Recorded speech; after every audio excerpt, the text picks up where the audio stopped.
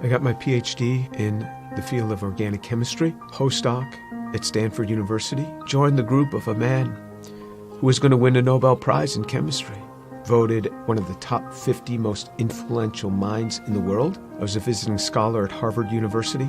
I've spoken at every major university in this country, have over 650 research publications, voted the R&D magazine Scientist of the Year.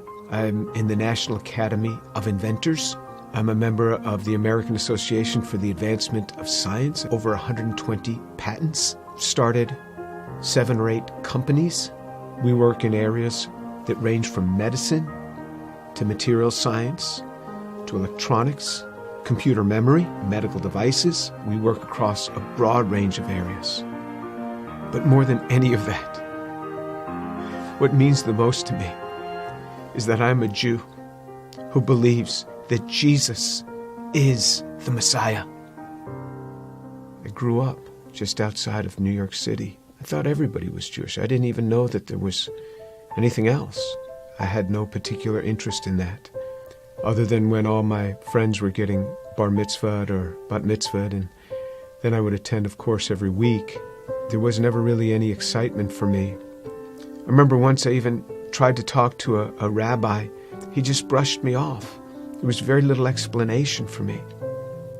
I remember when I went to college, I started meeting a number of people that said that they were born-again Christians, which was sort of an odd term. What's born again? What do you mean, born again? One person saw me in the laundry room. He said, "Do you mind if I give you an illustration of the gospel?" And I remember we sat there and he actually started to draw a picture. A cliff with a man on one side, and he drew a little man, and then another cliff with God on the other side, and a big chasm in between that he labeled with sin. And I looked at him, I said, "I'm not a sinner. I've never killed anyone. I never robbed a bank. How could I be a sinner?" And he had me read a verse from the Bible. "For all have sinned and fall short of the glory of God." In modern Judaism, we never really talked about sin. I don't remember ever talking about sin in my home. So he turned to another passage. Jesus said, "I say to you that everyone who looks upon a woman with lust for her has already committed adultery with her in his heart." Pow! I felt just as if I had been punched right in the chest. Here I was, new in college. I didn't think anybody knew. I would pick up these magazines and I became addicted to pornography. It was just through those magazines. And all of a sudden, something that's written in the Bible, somebody who lived 2,000 years ago is calling me out on it. And I felt immediately convicted. And that now I realized I was a sinner. When I read in the scriptures what sin is, then I knew I was a sinner. How am I going to get to God? We Jews know this better than anyone else. Without the shedding of blood, there is no forgiveness of sin. This description in Isaiah 53 of how he will bear upon himself my sin, the things that I had done, and this was him. This was the man that took this upon himself on the cross. The perfect God comes and gives himself for us. He is the one that gives himself for us. I started to realize how Jewish the New Testament is. This book is so Jewish. The New Testament is so Jewish. It's all around Jewish people. And then on November 7th, 1977, I was all alone in my room. The realization that Yeshua is the one who died on the cross. And I said, "Lord, I am a sinner. Please forgive me. Come into my life." And then all of a sudden, someone was in my room. And I opened my eyes. I was on my knees. I opened my eyes. Who's in my room? That man, Jesus Christ, stood in my room. This amazing sense of God.